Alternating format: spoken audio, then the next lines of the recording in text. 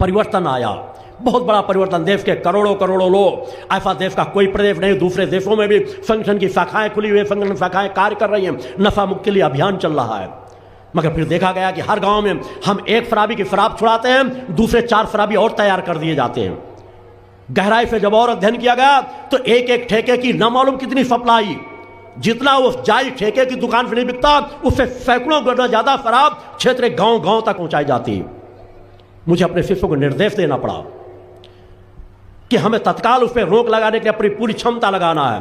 और कार्यकर्ताओं ने रात रात भर जग जग करके केवल मध्य प्रदेश भर में ही 600 से ज्यादा स्थानों पर शराब की नाजायज खेप को पकड़वाया है।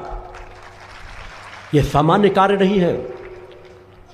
गिनती गिन करके सुन लेना फिर हम कि 150 ही बहुत होती हैं। कितने कार्यकर्ताओं ने कितनी कितनी रात रात जागा होगा, कई कई घंटे जागे होंगे, तब कहीं जाके 600 से पार आंकड़ा पहुंचा होगा।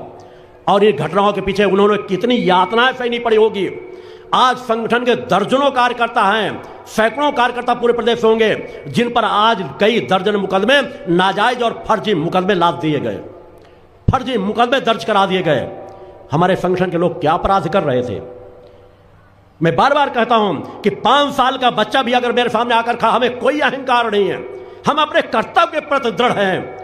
हमारे अंदर निश्चित अनीति अन्याय धर्म के विरुद्ध विद्रोही स्वभाव है, मगर हमारे कार्य रचनात्मक है। अगर हमारा 5 साल का बच्चा भी कोई आके बता देगा, गुरुजी आप या आपका संगठन ऐसा गलत कर रहा है, मैं तत्काल रोक लगा दूंगा। और कोई कह दे कि इससे मानवता का हित नहीं होना। हमारे लोगों ने शराब की खेपें पकड़ाई, थानों में उनके साथ अत्याचार किया गया।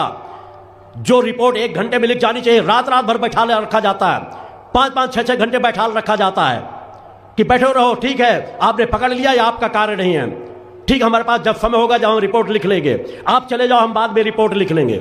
इस तरह के कार्य किए जाते रहे। अनेकों मुकदमे दर्ज करा दिए गए, बल्कि कई थानों से तो फोन करके उन शराब माफियाओं को बुला लिया जाता है और उनके साथ बैठकर चाय नाश्ता करते हैं। आज ये समाज की दुर्दशा है। अनेकों थानों से भरपूर भी सहयोग मिलता है। कई प्रशासनिक, पुलिस प्रशासनिक ऐसे अधिकारी हैं जिन्होंने फोन करके कहा कि भक्ति मानव कल्याण संगठन बहुत अच्छा कार्य कर रहा है, आप आधी रात को बताओ, हमारी जहां जरूरत होगी। अनेकों लोगों ने सहयोग भी किया, मगर अधिकांश जगह, मगर फिर भी हमारे कार्यकर्ता दिन रात कार्य में लगे हैं।